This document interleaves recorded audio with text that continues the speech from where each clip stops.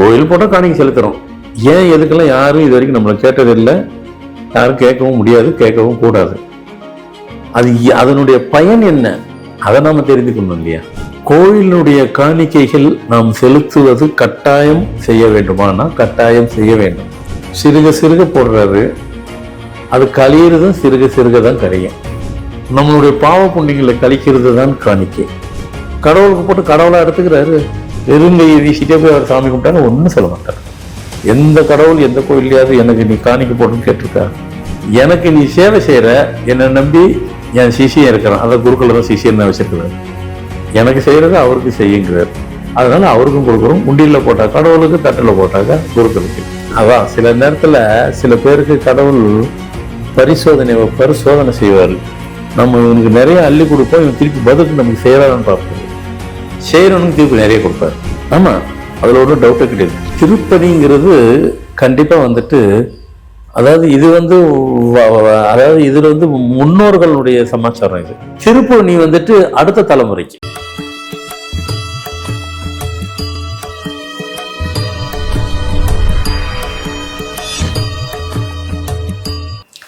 வணக்கம்.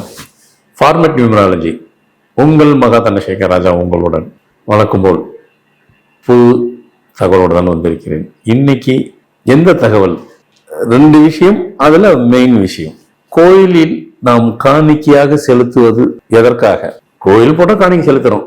ஏன் எதுக்கெல்லாம் யாரும் இது வரைக்கும் நம்மளை கேட்டதில்லை, யாரும் கேட்கவும் முடியாது, கேட்கவும் கூடாது. அதனுடைய பயன் என்ன, அதை நாம தெரிந்துக்கணும் இல்லையா? எதுக்காக நம்ம செய்யறோம்? கோயிலுடைய காணிக்கைகள் நாம் செலுத்துவது கட்டாயம் செய்ய வேண்டுமானா கட்டாயம் செய்ய வேண்டும். எதற்கு? நம்மளுடைய முன்னோர்கள் நமக்காக விட்டு வைத்து போன பாவம் புண்ணியங்கள் நமக்கு தெரியாது. அது நம்மளை விட்டு கழியணும். நம்ம மனசு எவ்வளவு பெருசு, நம்ம மனசு எவ்வளவு சிறுசு அப்படின்னு ஒண்ணு இருக்கு. நம்ம வசதி ஒண்ணு இருக்கு. இப்போ ஒருத்தர் அவர் கூலியே தினமும் 100 ரூபா தான் சம்பாதிக்கிறாரு. அவரால் கோயிலுக்கு போனால் காணிக்கை செலுத்துறது எவ்வளவு? 1 ரூபா 2 ரூபா 5 ரூபா தான் செலுத்த முடியும். அவ்வளோ சம்பாதிக்கிறது 100 ரூபா தான். ஆனால் அவர்கிட்ட தான் நிறைய பிரச்சனை இருக்கும். அவர் அது 1 ரூபா 2 ரூபாவா 5 ரூபாவா 10 ரூபாவா அவ்வளோதான் முடியுது, அவ்வளோதான் முடியும். அதுக்கு மேலே பண்ணக்கூடாதுனால பண்ண முடியாது. சிறுக சிறுக போடுறாரு, அது கழியறதும் சிறுக சிறுக தான் கழியும். நம்மளுடைய பாவ புண்ணியங்களை கழிக்கிறது தான் காணிக்கை. கடவுளுக்கு போட்டு கடவுளா எடுத்துக்கிறாரு, திருப்பி ஷேர் தான் ஆகுது. கோயில் திருப்பணிக்கு தான் நடக்குது. அப்படியே அது உருவமா மாறுகிறது, பொருளாக மாறுகிறது. திருப்பி பக்தர்கள் தான் வருது, நற்பணிக்கு தான் நடக்க போகுது. அதுக்கு தான் போகுது, அது வேற விஷயம். ஆனால் நாமல் எவ்வளவுக்கு எவ்வளவு செய்யறோமோ, வசதி இல்லாதவர்களை பத்தி பேசிட்டேன், வசதி உள்ளவர்களை பேசுவோம். இப்ப மாசம் 50,000 ரூபாய் சம்பாதிக்கிறாரு, அவர் வெறும் 10 ரூபா தான் போடுறாரு. ஒன்றும் தப்பு கிடையாது, எந்த கடவுளும் கோச்சிக்கவே மாட்டாரு. நீங்க போடுறதா இருந்தாலும் கோச்சிக்க மாட்டாரு. வெறும் கையை வீசிட்டே போய் அவர் சாமி கும்பிட்டாங்க, ஒன்றும் சொல்ல மாட்டார். எந்த கடவுள் எந்த கோயிலையாவது எனக்கு நீ காணிக்க போட்டுன்னு கேட்டிருக்கா? கேட்காது. ஏன் தெரியுமா?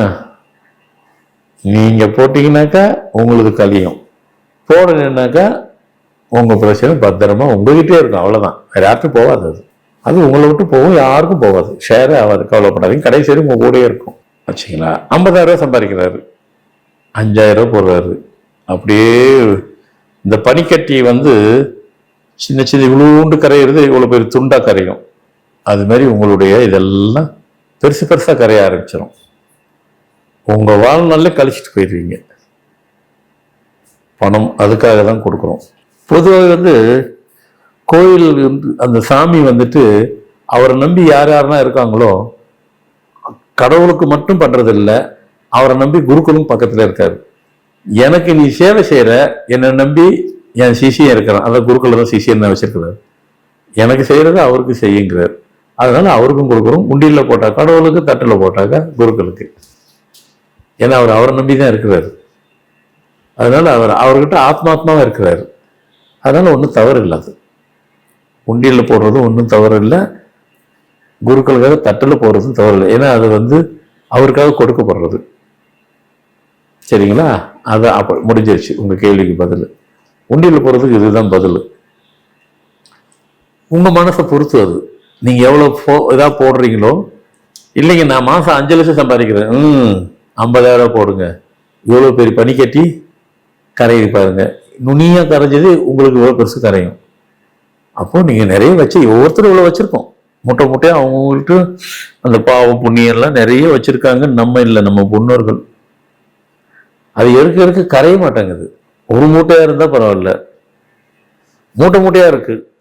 இன்னும் சில பேருக்கு டன்னு கண்ணு கூட இருக்கும் போல இருக்கு. அதான் சில நேரத்தில் சில பேருக்கு கடவுள் பரிசோதனை செய்வார். நம்ம இவனுக்கு நிறைய அள்ளி கொடுப்போம், இவன் திருப்பி பதில் நமக்கு செய்யறான்னு பார்ப்பாரு. செய்யறவனுக்கு திருப்பி நிறைய கொடுப்பாரு. ஆமா, அதுல ஒன்றும் டவுட்டே கிடையாது. அந்த மாதிரி கிலோ கணக்கில் தங்கத்தை கொடுத்தாருன்னு வைங்களேன், கிலோ கணக்கு இவர் 1 கிலோ இருக்க போட்டாக்க அவருக்கு 100 கிலோ கொடுப்பாரு உண்ட வருமானத்தை. அதெல்லாம் கடவுளுக்கு நீங்க எவ்வளவுக்கு எவ்வளவு சேவை பண்றீங்களோ எல்லாரும் சரி, எல்லாத்துக்கும் பொருந்தும். அவருக்கு எவ்வளவு கணக்கு பார்க்காம உங்க வசதிக்கு உண்டானது, வசதிக்கு மீறினது என்னென்னலாம் செய்றீங்களோ அது அவரை தான் நீங்க என்ன பண்றது நீங்க நினைச்சிட்டு இருக்கீங்க. அது உங்களுக்கு தான் நீங்க செய்றீங்க. அவருக்கு 1 மடங்கு செஞ்சா 100 மடங்கு வரும். உங்க சமாச்சாரத்தை உங்களுக்கு 100 மடங்கு வருதுன்றத தாண்டியும் உங்க பாவ புண்ணியத்தை கழிக்கிறார். உங்க முன்னோர்கள் விட்டு செஞ்சது கழியும். அதில் உங்க அக்கௌண்ட்ல இருந்து அது கழிஞ்சுக்கிட்டே வரும். ஒரு கட்டத்தில் நல்லா ஃபுல்லா எதுவுமே இல்லை, உங்களுக்கு நில் ஆயிட்டீங்க. நில் மீன்ஸ் எந்த பாவ புண்ணியம் இல்லாமல், பாவமே கிடையாது அப்படின்னு போகும்போது அப்போ தெரிஞ்சு போயிடும் உங்களுக்கு.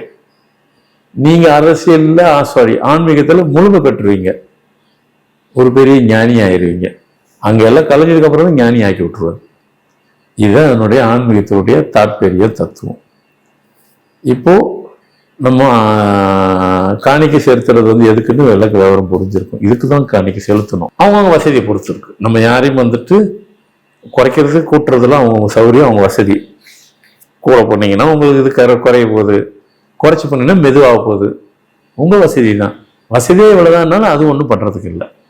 நீங்க செய்ய வரும். திருப்பணிங்கிறது கண்டிப்பா அதாவது இது அதாவது இதுல முன்னோர்களுடைய சமாச்சாரம். இது திருப்பணி அடுத்த தலைமுறைக்கு, இது ஏற்கனவே சேர்த்து வச்சதை கழிக்கிறது. திருப்பணிக்கு நம்ம நல்ல கேள்வி கேட்டீங்க. திருப்பணிக்கு செய்யற அந்த தொண்டு பணம் வருவாய் கொடுக்கறது, இவங்க சம்பாரிச்ச வருவாயை திருப்பணிக்காக கொடுக்குறாங்கன்னாக்கா உங்க அடுத்த தலைமுறைக்கு நீங்க புண்ணியத்தை சேர்க்கிறீர்கள். அது நீங்க எவ்வளவு செய்றீங்களோ, என்ன செய்றீங்களோ அதை இதை பொறுத்து இருக்கு. அதாவது பணம் கூட செய்யறோம் கம்மி செய்யறோங்கிறது இல்லை, குறைச்சு கூட இருக்கலாம். ஆனா அந்த அதுக்குள்ளேயே உள்ள எந்த எந்த இடத்துக்காக செய்யப்படுகிறது. இப்போ சிவபெருமான் கோயிலுக்கு பண்றீங்கன்னாக்கா அதுக்கு ஒரு கணக்கு இருக்கு, அம்பாளுக்கு செஞ்சா அதுக்கு ஒண்ணு இருக்கு, முருகர் செஞ்சா இப்படி ஒவ்வொரு கடவுளுக்கும், விநாயகர் செஞ்சா ஒண்ணு இருக்கு.